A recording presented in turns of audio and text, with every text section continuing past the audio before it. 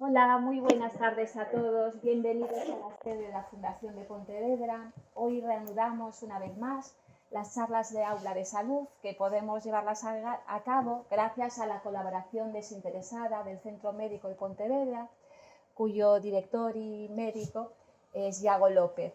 Hoy el tema que nos va a presentar aquí es el de la hipertensión arterial y, dentro de otras cosas, nos va a explicar qué es, la diferencia entre la máxima, la mínima, por qué tiene peligro el tenerla alta, cuándo tenemos de acudir a nuestro médico de familia o a urgencias y cómo poder hacer o evitar el tomar medicación para la hipertensión alta.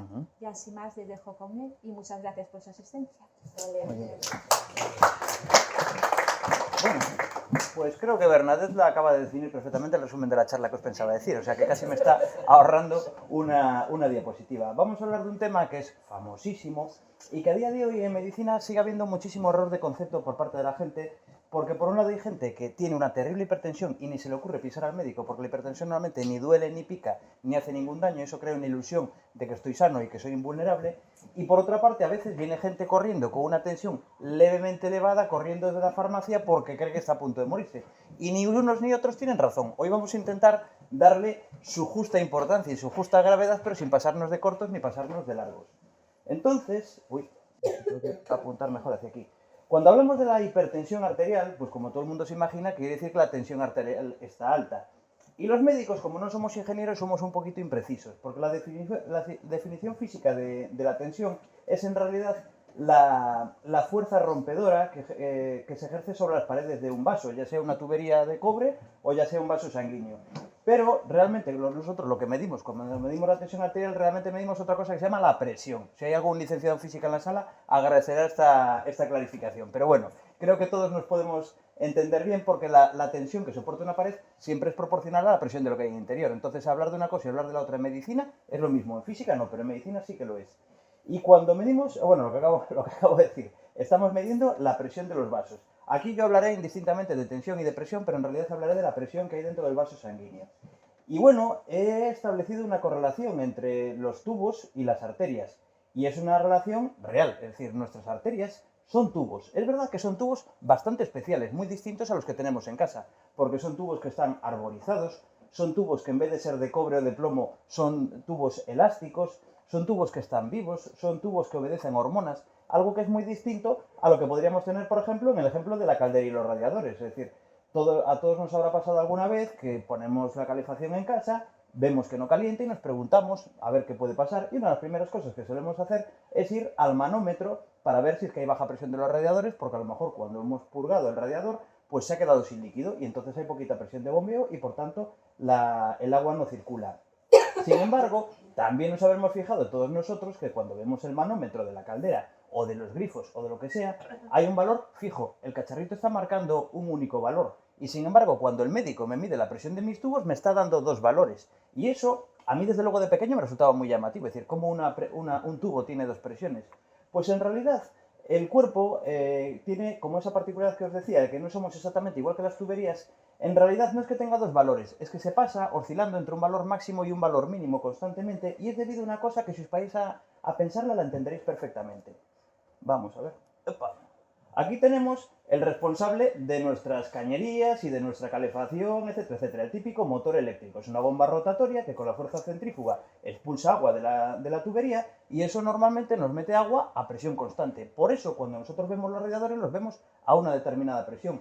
Pero nuestro corazón no es una bomba circular. Nuestro corazón es una bomba de pulsos. En cada sístole primero se contraen las aurículas inyectando sangre en el ventrículo y posteriormente el ventrículo se contrae inyectando sangre en las arterias. Entonces eso no crea un flujo continuo de sangre a presión continua. Lo que origina son pulsos. Muy parecidos a las típicas bombas estas del siglo XVIII que salen en las películas de época en la que una persona dándole la palanca iba saliendo agua a chorretones. Pues nuestras arterias tienen esa característica también.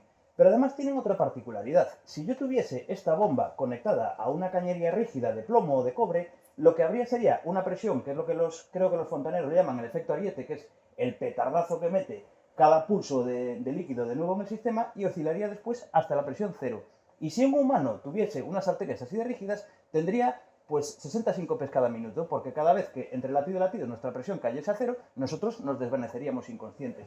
¿Cómo lo evitamos? Pues gracias a la elasticidad de los vasos sanguíneos. La pared de las arterias es muy elástica y eso hace que, por un lado, la presión inicial, el efecto ariete, no sea tan bestia porque la elasticidad de la arteria absorbe ese impacto y, por otra parte, deja almacenado en forma de energía elástica esa presión para después ir liberándola poco a poco entre latido y latido. La energía elástica es la misma que la que acumula un niño con un tirachinas cuando tira del ítems al muelle. Lo que está haciendo es acumular energía para soltarla de golpe. Y nuestras arterias hacen eso, y por eso nuestras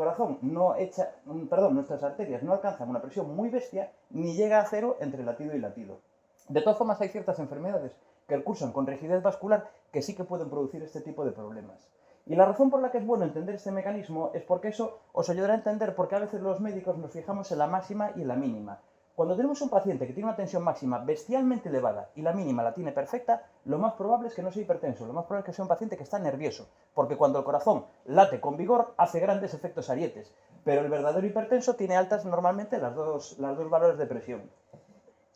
¿Y por qué sabemos que es perjudicial? Bueno, pues lo sabemos porque hoy parece una fantasía, pero en 1940 en Estados Unidos les interesaba la salud pública. E hicieron un estudio muy ambicioso y muy bien diseñado que se llamó el estudio Framingham, que todavía, 70 años más tarde, sigue en activo. En ese estudio cogieron a una ciudad de pequeño tamaño llamada Framingham, que es más o menos del tamaño de Pontevedra, y evaluaron a toda la población. Sistemáticamente midieron en ese pueblo todo lo que se podía medir de aquella en la gente. Es decir, les medían la presión arterial, la estatura, el peso, les miraban en la analítica el nivel de glucosa, el nivel de colesterol. Y fueron viendo qué iba pasando, quién iba teniendo infartos y si había algo que coincidiese en ellos. Y empezaron, a los pocos años de empezar el estudio, ya se empezó a ver que los hombres tenían más riesgo cardiovascular que las mujeres. Se vio también en muy poquitos años que los fumadores tenían más riesgo cardiovascular que los no fumadores. Por supuesto, y esto ya creo que ya contaban con ello antes de empezar el estudio, cuanto más mayores, pues más riesgo de tener un evento cardiovascular. Y después sacaron algunas conclusiones mayores. Aquí os voy a poner, por ejemplo, esta casilla, que es la que corresponde a un varón que no fuma de 55 años, que cuanto más a la derecha, más colesterol, más riesgo cardiovascular. Y cuanta más tensión, también más riesgo cardiovascular. Y aquí fue cuando por fin empezamos a establecer una relación de que la tensión efectivamente se relacionaba con un mayor riesgo de tener un ictus cerebral o de tener un infarto de miocardio. Para más INRI, además, esta tabla, que era norteamericana, los europeos empezamos a hacer nuestra propia versión con una metodología un poco distinta, y es recopilando la estadística de los hospitales de toda la gente que ingresa por ictus y toda la gente que ingresa por infarto, recopilando cuáles eran los datos de tensión arterial y de colesterol previos al infarto, elaboramos unas tablas que resulta que se superponen completamente con las de los americanos. Hemos obtenido exactamente los mismos resultados. Y además, porque esto de momento solamente demuestra correlación, pero no demuestra causalidad, hemos conseguido demostrar que la hipertensión es la causante y no una casualidad que haya asociada a esto, porque cuando a los pacientes les bajamos la tensión, si después lo estudiamos estadísticamente, vemos que al bajarles la tensión les bajamos el riesgo de tener un infarto. Por tanto, sí, podemos concluir que la tensión es causa de eventos cardiovasculares, ya sean cerebrales, ya sean cardíacos, ya sean en las piernas. Es una de las causas, porque como vemos aquí hay plasmadas muchas de ellas. Entonces, bueno, la razón por la que... ¡Ay, qué mal va esto! ¡Ay! Una de las razones por la que la hipertensión me hace daño, a día de hoy lo sabemos, en los años 40 no lo sabíamos, es porque estimula el envejecimiento prematuro de nuestras arterias. Todos los humanos tenemos una tendencia con los años a que poquito a poco la capa íntima de nuestras arterias vaya captando colesterol. Aquí veis ese vaso vivo del que os hablaba, que consta de 3 capas. Tiene lo que se llama la capa íntima, que es una membranita muy finita de células que separan mi sangre de mi vaso sanguíneo, una capa fibromuscular, que tiene por un lado células elásticas y por otro lado otras células musculares que se pueden contraer o dilatar según lo que necesitemos. Por ejemplo, esas células musculares son las responsables de que cuando tenemos frío se nos pongan las manos frías, los pies fríos o las narices o las orejas, porque el cuerpo da una orden a esos músculos de que se contraigan porque no quiere desperdiciar calor al exterior. Como estamos diseñados por la selección natural, pues la naturaleza decidió que era mejor perder un dedo que perder la vida. Entonces, cuando tenemos frío, nuestro cuerpo corta la circulación a los dedos, corta la circulación a las orejas, corta la circulación a la nariz para que nosotros ahorremos calor en nuestro interior. Y después finalmente tenemos una capa de envoltura externa que es la adventicia. El caso es que entre la capa íntima y la media hay una tendencia natural a captar el colesterol y los lípidos que pasan por la sangre. Pero no todo el mundo lo hace a la misma velocidad. Por ejemplo, los fumadores lo hacen a más velocidad que los no fumadores. Y en el caso que nos ocupa, la hipertensión, por una serie de hormonas que descubrimos más adelante, también induce un envejecimiento precoz. Porque una persona que no tenga ese envejecimiento precoz debería ser capaz de morirse de vieja sin llegar a tener un infarto agudo de miocardio o sin llegar a tener un ictus cerebral. Pero las enfermedades que aceleran este proceso pueden hacer que ese evento sea el que acabe con mi vida y no me libre de ello. Y hay dos formas de acabar manifestando síntomas por este problema. Aquí vemos la presentación más benévola, que es una placa madura. Una placa de larga evolución que lleva años estableciéndose y que hace que yo tenga, pues a lo mejor, la mitad de calibre del que debiera. Si esto es una arteria, por ejemplo, coronaria de un corazón, esta persona lo que le ocurrirá es que cuando está en reposo se encuentra bien, pero cuando empieza a subir una cuesta, cuando empieza a acelerar un poco el ritmo al correr, empieza a sentir dolor en el pecho porque este flujo de sangre es suficiente para un corazón en reposo. Pero cuando el corazón necesita más sangre porque está en ejercicio, no le llega y el corazón me va a doler por falta de riego. Tenemos la famosa angina de esfuerzo. Es esa persona que sube una escalera y tiene que parar un ratito a que se le pase el dolor de pecho y después continuar. Es horrible porque la gente que padece esto está muy limitada, pero no se suele morir de ello. A nosotros, a los médicos, lo que nos mete miedo de verdad es esta otra evolución.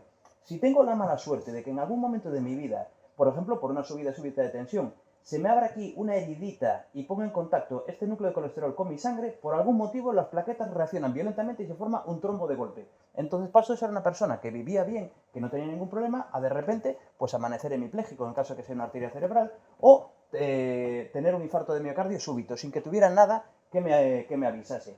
Estas cosas son difíciles de detectar, por eso lo mejor es no acumular boletos de desarrollarlas. Es decir, si una persona tiene bien su tensión, su colesterol y su glucosa, pues las probabilidades de que esto le ocurra son mucho más bajas que en la población general. Hay otra forma en la que me puede hacer daño y puede aumentar mi riesgo de infarto, y es por un cambio en la musculación del corazón.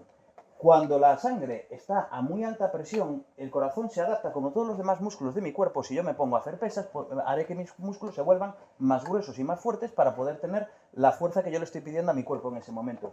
Y al corazón le pasa igual. Si el corazón tiene que latir a muy alta presión, mi corazón se va a poner cachas, a base de tener que inyectar esa sangre con tanta fuerza. Y a base de ejercicio, el corazón se volverá más musculoso. Y esto, dicho así a priori, tampoco parece una cosa muy importante, pero es que un corazón, cuanto más músculo tiene, más sangre necesita para nutrirse. Entonces, volviendo a lo que decíamos antes de este caso, esta sangre puede ser suficiente para un corazón no demasiado musculoso, pero para un corazón muy hipertrofiado, este señor va a tener un infarto de miocardio y va a tener una angina de pecho, porque tiene mucha demanda de sangre. Por eso no deberíamos tener un corazón excesivamente musculoso. Vamos a ver si esto... Ahí.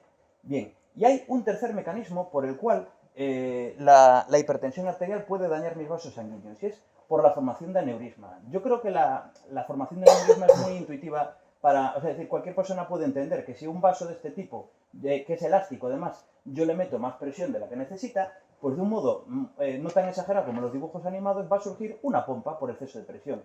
Y esa pompa es el aneurisma. El caso más clásico de aneurisma causado por hipertensión es el aneurisma de la aorta abdominal. A base de años de tensión alta, hay un trozo de mi aorta que empieza a dilatarse y cada vez se hace más grande. Y por esas leyes de la física que os decía antes, de la tensión y la presión, otro factor que determina la tensión que soporta una pared es lo ancho que sea el vaso. Cuanto más calibre tenga el vaso, más fuerza soportan sus paredes, con lo cual se vuelve más vulnerable. La persona se mete en un círculo vicioso. Y si una persona tiene un aneurisma del aorta abdominal de un cierto tamaño y tiene una cierta presión, el riesgo de que se rompa espontáneamente ese aneurisma es altísimo. Y esto es algo dramático en medicina. De hecho, es muy raro que alguien sobreviva a esta experiencia, porque se puede producir la pérdida a lo mejor de 3 litros de sangre en muy pocos segundos. Y eso evidentemente es incompatible con la vida. Ahora os he metido muy en el cuerpo, os he explicado muchas razones por las que la tensión os puede asesinar, pero voy a explicaros ahora cómo podemos controlarlo. Entonces, ¿qué debemos hacer con respecto a nuestra tensión arterial? Bueno, en primer lugar, deberíamos saber si somos hipertensos, y para eso hay que saber medir correctamente nuestra presión arterial. También hay unas medidas no medicamentosas muy importantes para prevenir la hipertensión, que puede hacer que una persona se libre de tener que tomar un medicamento, o, en caso de tener que tomarlo, que tome mucha menos cantidad. Por supuesto, los medicamentos también están ahí para ayudarnos, y muchos de ellos han demostrado claramente que aumentan radicalmente la esperanza de vida del hipertenso. Y también, esto es una cosa que deberíamos exigirnos los médicos a nosotros mismos, y los pacientes nos las deberíais exigir a nosotros, evaluar periódicamente la tensión arterial, o sea, las consecuencias de la tensión arterial de una persona. Porque los que habéis venido a más charlas sabéis que yo soy muy pesado con este concepto. En medicina no se puede confundir el fin último con el fin intermedio. Yo cuando a un paciente le trato la tensión o la presión arterial, me da igual el valor de la presión, lo que quiero es que mi paciente se muera de viejo. Eso es lo que yo quiero hacer. Entonces, lo que tengo que conseguir no es bajar la tensión, tengo que conseguir que mi paciente no tenga daños causados por la hipertensión, es decir, que este paciente llegue al final de su vida sin que la hipertensión le haya causado ningún tipo de daño. Y hay unas ciertas formas que hablaremos a continuación de saber si la hipertensión que yo padezco me está pasando factura o por el contrario la tengo bien llevada. Primero, vamos a hablar de la medición. El valor estándar de la presión arterial es el famoso 14,9 o 140/90, depende de la escala que utilicemos. Este es el valor que se utiliza para la población general en consulta. Consideramos que alguien es hipertenso si tiene valores reiteradamente, un valor no vale para diagnosticar hipertensión, pero si una persona, pues las 3 o 4 últimas veces que se la ha tomado le da consistentemente alta, sí es hipertensa. Y tanto si sube la máxima como si sube la mínima, en principio eso es una sospecha clínica de hipertensión arterial. Y podemos medirla en tres grupos distintos de formas de medirla. Por un lado tenemos la medición en consulta y la medición en farmacia, que es la que menos me gusta, y después os explicaré por qué. Después hay una medida que es especial de los cardiólogos y de ciertos centros de salud, que es la MAPA, que es el famoso holter de tensión arterial. Es un cacharrito que me ponen en el brazo y durante 24 horas registra los valores que tiene mi tensión arterial. Es un aparato bastante preciso, además nos permite descubrir al que es hipertenso de noche y no lo sabe. Existe gente que le sube la tensión mientras duerme y evidentemente esta persona no tiene forma de saberlo porque nadie va al médico mientras duerme. Entonces, esta prueba nos ayuda en ese sentido, pero también hay que decir que es muy tediosa. Si a alguien le han puesto alguna vez un holter de tensión arterial, habrá comprobado que es un auténtico peñazo, que cada 5 o 10 minutos yo me tenga que sentar un momentito porque el cacharro se está volviendo a inflar. Entonces, eso además también produce una cierta alteración del estado de ánimo porque mucha gente se desquicia con los hinchaditos periódicos y al final esa persona le puede dar una falsa hipertensión porque está bastante molesta con el cacharro, no porque sean hipertensos genuinos. Y después, lo que se llama la AMPA, que es mi preferida. Bueno, esto de MAPA es medida ambulatoria de presión arterial y la AMPA es automedición de la presión arterial. Esto es la gente que tiene un cacharrito de la tensión arterial en casa. Son aparatos que a día de hoy en la farmacia se puede adquirir alguno por 40 euros, incluso menos. Y para mí es tan básico tener un efimomanómetro en casa como es tener un termómetro. Si alguien un día en casa está con dolor de cabeza, si algún día está mareado, no está de más saber cómo tiene la presión arterial, porque tal vez esa sea la causa o nos oriente a por qué esa persona se encuentra mal.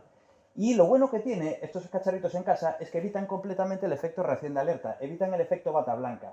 Es posible que no sean tan completamente precisos como un aparatito homologado para utilizar en clínicas, pero la diferencia que tiene de precisión con respecto al que yo tengo en mi consulta es tan baja que merece la pena, porque yo le voy a alterar más por estar en mi consulta que el margen de error que tenga la maquinita, siempre y cuando la haya adquirido en una farmacia y no la haya adquirido por medios dudosos. O sea, en sitios que se compren en plan baratillo no respondo por ellos, pero los aparatos que estén homologados son suficientemente viables, o sea, son suficientemente fiables y por eso se permite su venta. Con respecto a la presión de bata blanca, vamos a hacer aquí un pequeño punto y aparte. La presión de las arterias, como os decía, obedece a dos posibles grupos de hormonas. Por un lado, lo que se llama el grupo adrenérgico, que son los que producimos con nuestro cerebro y nuestras glándulas suprarrenales cuando estamos nerviosos. Que alguien tenga la tensión arterial cuando está nervioso no lo convierte en hipertenso, le convierte en persona. Es decir, todos nosotros, cuando nos ponemos nerviosos, cuando nos enfadamos, cuando nos asustamos, cuando nos sentimos mínimamente incómodos, nos sube la presión arterial. Si yo me diese por hacerme el gracioso en mi consulta y le dijese a un paciente, usted imbécil, venga para acá que le voy a tomar la tensión, todo el mundo la tendría alta porque les acabo de enfadar al insultarles. Entonces eso a mí no me permite diagnosticar una hipertensión porque entonces somos todos hipertensos. Y hay otras hormonas, que es lo que se llama el eje renina, angiotensina, aldosterona, que hoy día sabemos que son las que causan verdaderamente la presión arterial. Estas hormonas, a partir de una cierta edad, a muchas personas se les elevan y son responsables no solo de que se suba la presión, sino de que las arterias envejezcan a mucha más velocidad. Y estas suben la presión tanto si estoy nervioso como si estoy aburrido. Entonces, estas son las que son verdaderamente fiables. De hecho, la mayor parte de los medicamentos que se venden para la hipertensión son medicamentos que bloquean estas hormonas. Entonces, cuando yo a un paciente le tomo la tensión en mi consulta, es muy, muy raro que yo no le altere la tensión, al menos un poquito. Y no porque el paciente me tenga miedo, es porque están en una consulta médica. Están delante de un profesional sanitario que les va a decir si están sanos o están enfermos, que va a decir si les mete pastilla o no les mete pastilla. Eso siempre genera un poquitín de ansiedad. Y de hecho, los que os hayáis tomado la tensión con un cacharrito casero, veréis que incluso en casa pasa un poquito. Si yo me tomo la tensión 3 veces seguidas, la primera siempre es más alta que las 2 siguientes. Porque en la primera yo estoy pendiente de a ver qué valor me va a dar. En la segunda ya me lo ha soltado. Ya sea para bien o ya sea para mal, mi ansiedad anticipatoria ha desaparecido.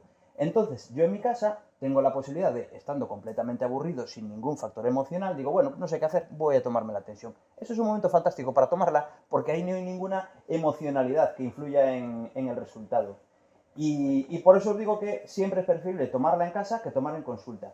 En la medicina privada a veces hay un poquito de tradición de decirle a los pacientes que los aparatos de casa son poco fiables porque el médico lo que quiere es que el paciente venga a pasar su tarjeta a la compañía de seguros y hacer una consulta fácil. Pero a mí, desde luego, yo tengo una dignidad profesional, me parece una estupidez que el paciente venga a mi consulta a tomarse la atención cuando va a ser más fiable si lo hacen en casa. Aunque yo cobre menos por ello, pero la atención va a ser más fiable. Y después, hemos hablado de que no todos son medicamentos para tratar la tensión. ¿Qué podemos hacer para bajar la presión arterial? Pues lo que podemos hacer, en primer lugar, es la actividad física regular. Y esto es por razones bastante fontaneriles. Cuando nosotros nos ponemos a hacer ejercicio, nuestros músculos demandan sangre. Si yo me voy a meter una caminata por la ciudad, mis cuádriceps, mis gemelos, quieren sangre y se van a dilatar sus vasos sanguíneos para nutrirles de sangre. Y si algún día hacéis el experimento en casa de abrir todos los grifos de casa a la vez, veréis que baja poca presión. Si abro un solo grifo, hay mucha. Si abro todos los grifos, hay poca. Si yo de repente abro todas las arterias de todos mis músculos, entonces mi presión baja porque hay demasiados grifos abiertos. Y eso es muy positivo para la presión arterial. También produce una modulación de la musculación cardíaca, eso que os decía de esa hipertrofia que causa la hipertensión. La gente que hace ejercicio suave pero prolongado consigue una musculación más elástica y menos demandante de sangre. Después, evitar el sobrepeso es muy importante, a tal punto que yo he tenido muchos pacientes que cuando han adelgazado les he tenido que quitar el medicamento de la tensión porque se me mareaban con el medicamento, porque habían dejado de ser hipertensos y un medicamento que antes necesitaban, ahora han dejado de necesitarlo.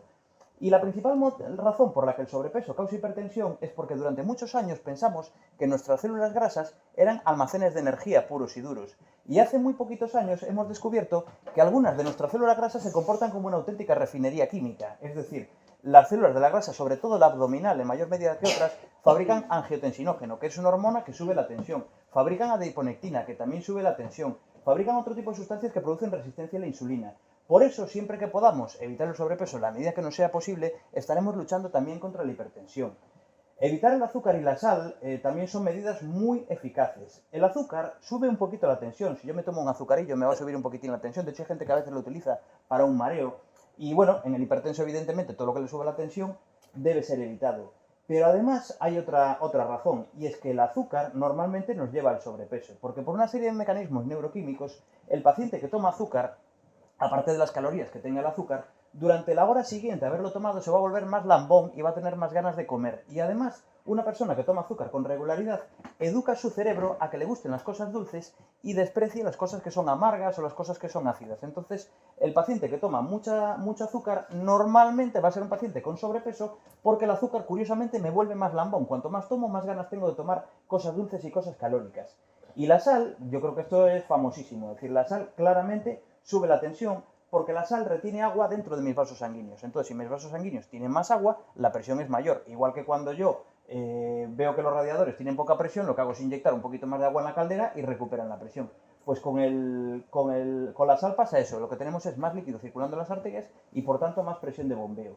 Y el consumo de café es prácticamente irrelevante en medicina, salvo que alguna persona se empiece a tomar, no sé, 25 cucharadas de Nescafé soluble al día. Una persona que se tome su cafecillo por la mañana, su cafecito a mediodía y algún café a media mañana, no está demostrado que esa persona tenga más riesgo cardiovascular que el que no toma nada de café. O sea que al que le guste, por parte del médico no va a tener ninguna contraindicación. Los médicos siempre vamos a ser muy pesados con la sal y cada vez más pesados con el azúcar, pero normalmente los médicos que estamos actualizados no le damos la tabarra a nuestro paciente con el café porque no está demostrado que prohibirle el café al paciente le ayude en nada. Solamente le amargamos un poco más la vida porque le quitamos uno de sus placeres, pero no conseguimos nada más.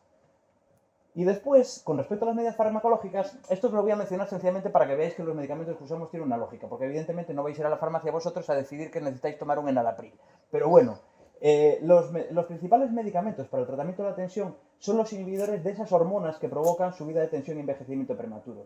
Son, por un lado, los medicamentos IECA, que son todos aquellos cuyo principio activo acaba en pril. Seguramente a la gente le sonará el enalapril, el captopril, el ramipril, pues son todos de la misma familia. Lo que hacen es evitar que se fabrique angiotensina, que es una de las hormonas más importantes de la hipertensión.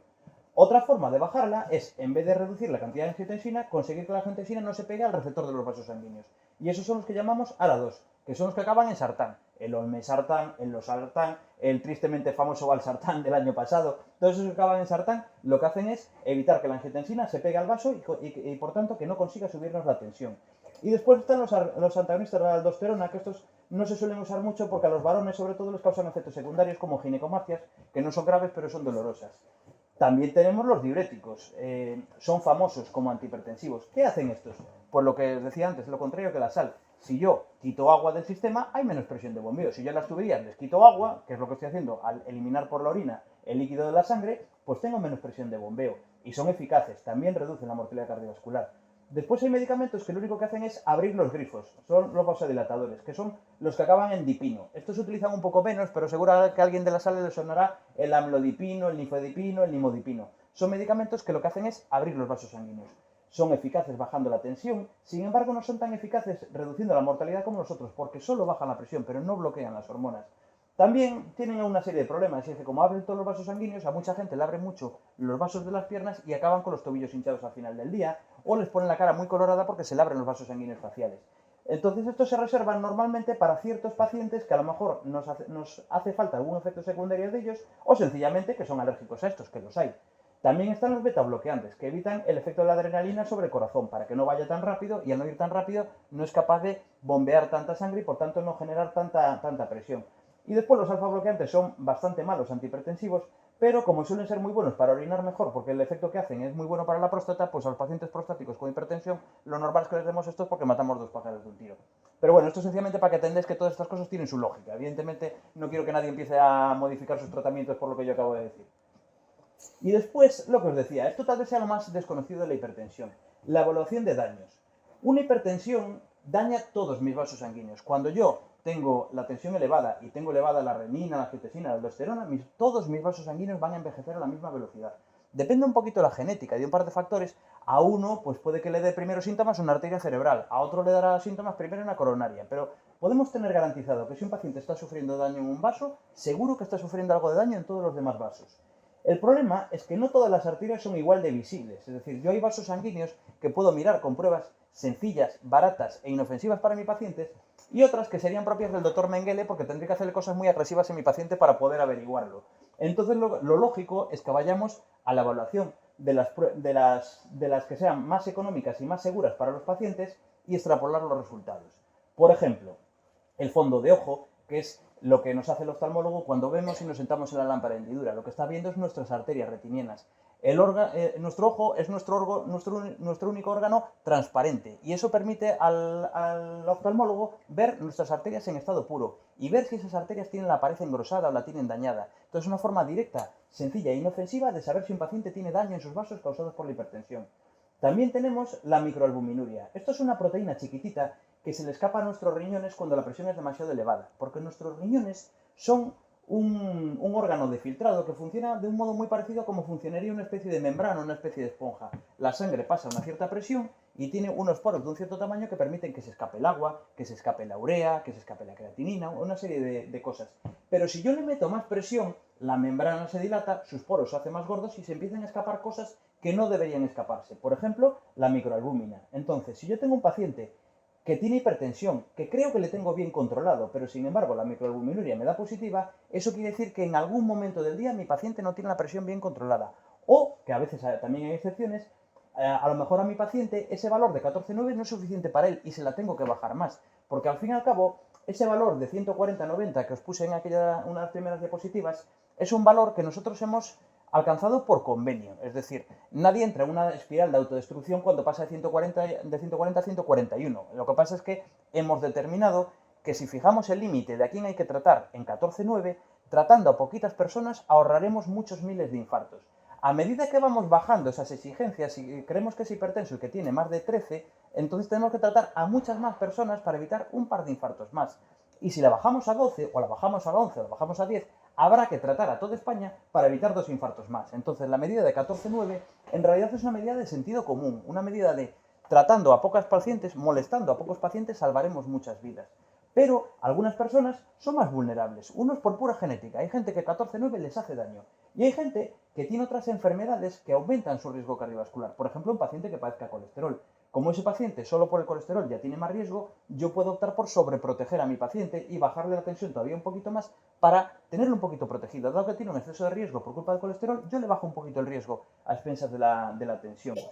Entonces, pues eso, tanto el fondo de ojo como la microalbuminuria son pruebas baratas e inofensivas para el paciente. Una es una muestra de orina y la otra es poner al paciente delante de una lupa. No hay ningún problema. La ecografía y la ecografía Doppler es una prueba que también es inofensiva, pero es un poquito más cara y lleva más tiempo. Y los órganos que solemos evaluar, perdón, las arterias que solemos evaluar son sobre todo los troncos supraórticos, que son las arterias carótidas que van a mi cerebro. Están muy expuestas y son muy fáciles de ver para un buen ecografista con mucha facilidad y ver si hay esas famosas placas de ateroma de las que yo os hablaba. También la aorta abdominal, sobre todo en la gente que tiene antecedentes familiares, a lo mejor su padre se murió de aneurisma de aorta, no está de más que cogemos y les echamos un vistazo con ecografía abdominal a ver si está empezando a surgir un aneurisma en esa aorta. Y también ya con mucha menos frecuencia las arterias femorales para ver si alguien tiene daño en los vasos de las piernas. Y después ya esta es una prueba que, como veis os la estoy diciendo, de menos agresividad a más agresividad. La ergometría, que es la famosa prueba de esfuerzo. Esta es una forma de ver esa arteria que os decía yo antes, que es una arteria que está un poco estrechada pero no está obstruida y que el señor, si no hace ningún esfuerzo, no se entera de que padece daño coronario. Entonces, en un ambiente controlado, el cardiólogo lo pone a correr en una cinta, somete a ese corazón a una prueba de estrés y comprueba si cuando le mete toda la caña que hay que meterle al corazón, si ese tío sigue sin tener angina y si sigue sin tener ninguna alteración en el electro. Si ese señor ha aguantado todo su esfuerzo máximo y no le ha pasado nada, probablemente ese señor tiene las coronarias sanas. No es una prueba completamente, no es una visión directa, pero es una intuición de cómo está este señor. Y después ya técnicas ya cruentas que ya solamente están justificadas ante la evidencia de un daño, pues por ejemplo el TAC. El TAC es lo que la gente llama el escáner. La TAC es una prueba que equivale normalmente en radiación a 200 o 300 radiografías de tórax. Entonces no se pueden hacer como churros. Para someter a un paciente a tanta radiación tenemos que tener una buena excusa. No podemos hacerlo al tuntún porque el riesgo de una persona a la que se lo hagamos tal vez sea baja. Pero si yo como médico estoy pidiendo centenares de TACs al año, voy a crear unos cuantos cánceres por culpa de todos los TACs que yo he pedido. Después, las arteriografías son pruebas cruentas por definición. Esto solamente se le hace a un paciente que está infartando porque consiste en meter un catéter por una arteria, llegar hasta la arteria que quieres ver, ya sea una arteria cerebral o una arteria coronaria, teñirla con un contraste yodado y si hay una obstrucción intentar solucionarla. Pero evidentemente para meterle a un señor un corte en una arteria y meterle un tubarro hasta el corazón solamente lo podemos hacer si realmente consideramos que ese paciente la necesita. Y después, bueno, la angioresonancia no es que sea cruenta, utiliza un contraste, pero bueno, es una prueba que es carísima. Hacerse una resonancia por la privada igual se nos sube hasta los 600 euros, una cosa así. Entonces, evidentemente, tampoco forma parte de la evaluación del daño vascular que tenga un paciente. Entonces, estas pruebas que pongo aquí al final no son lógicas en atención primaria. Desde el punto de vista de medicina de familia, no. Ciertos especialistas ante ciertos pacientes con daño sí lo pueden necesitar. Y después, es muy importante también saber si la hipertensión, es decir, ya nos ha quedado claro que es importantísima, pero ahora tenemos que ver cuán es de urgente. Porque, lo que os decía, existen muchísimas consultas inadecuadas, tanto en urgencias como en atención primaria, de gente que cree que tiene una hipertensión que tiene que ser evaluada inmediatamente y es mentira.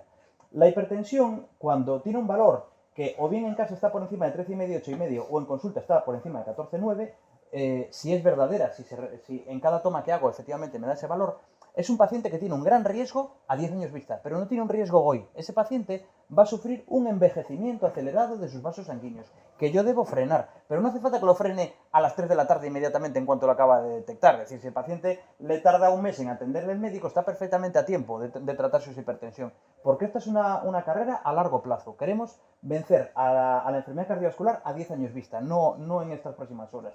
Pero hay una excepción.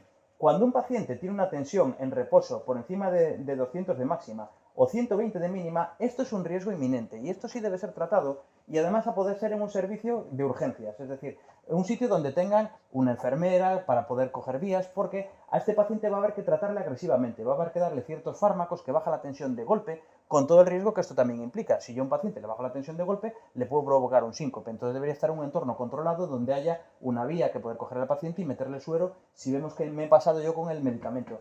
Pero el problema que tiene este paciente es que puede tener espontáneamente la rotura de un vaso en cualquier punto porque es una tensión bestialmente elevada. Este señor, si hay suerte, puede tener solamente una hemorragia nasal, que es una causa muy frecuente, o sea, una consecuencia muy frecuente de la hipertensión. A lo mejor hay suerte y se le rompe un vaso sanguíneo en una conjuntiva y se le pone un ojo todo rojo que causa alarma en todos sus amigos, pero que no conlleva ningún daño. pero a lo mejor se rompe una arteria cerebral y eso es terrible. Entonces, un paciente que tenga una tensión tan salvajemente elevada sí debe acudir al médico y sí debe acudir a urgencias. Pero los que las tengan altas, pero sin llegar a este nivel, lo que deben hacer es pedir cita con calma con su médico, porque además la hipertensión es una enfermedad que yo, desde luego, cuando la trato, muchas veces estoy media hora hablando con mi paciente explicándole que debe, bueno, lo que estoy explicando aquí. Entonces, no es una cosa que en una consulta de urgencia se pueda hacer adecuadamente. Esto se debe hacer en una consulta con calma de atención primaria normal y corriente. Y bueno, en conclusión, lo que podemos decir de la hipertensión es que es una enfermedad muy grave, pero que rara vez es urgente y que normalmente va a ser muy fácil de manejar por un médico de familia. No hace falta acudir a ningún cardiólogo eminente. La hipertensión es una enfermedad que, como padece media España, los médicos de familia tenemos una amplia experiencia en tratarla. También es una enfermedad en la que no nos podemos confiar porque rara vez da síntomas. Hay algún virguero por ahí, yo tengo algún paciente que sabe cuando tiene una tensión alta porque nota un dolor aquí en la zona occipital. Bienaventurado él que lo sabe, pero la mayor parte de la gente cuando tenga la hipertensión no se va a enterar. Incluso gente que tiene 20 y pico no suele percibir ningún síntoma.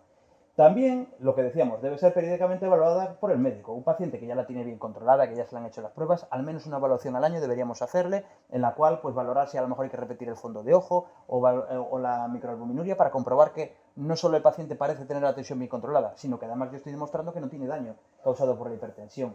Y después, también es importantísimo destacar que el estilo de vida y la alimentación juegan un papel fundamental. Muchas veces los médicos, por falta de tiempo, hablamos mucho de medicamentos y hablamos poco de hábitos de vida, pero el ejercicio y evitar el sobrepeso y evitar la sal le puede evitar un medicamento a miles de españoles. Entonces es una cosa que, hombre, yo desde luego, entre tener hábitos de vida saludables y tomarme una pastilla, yo prefiero tener hábitos de vida saludables. Es verdad que algún paciente muy vago prefiere tomarse la pastilla y no tener que cuidarse, pero bueno, en principio, lo lógico y lo más rentable es llevar unos hábitos de vida saludables. Y si a pesar de ellos tenemos la tensión alta porque tenemos una genética endiablada, pues entonces ahí tenemos toda una ristra de pastillas que podemos utilizar para tratarla. Y creo que esto ya es todo lo que tenía que decir. Y ahora, vuestras preguntas. Muy bien. Muchísimas gracias. Nada.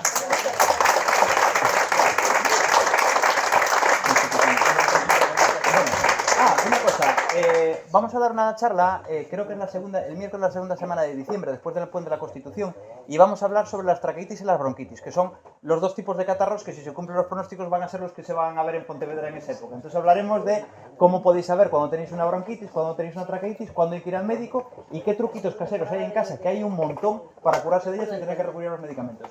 ¿Vale? Muy bien.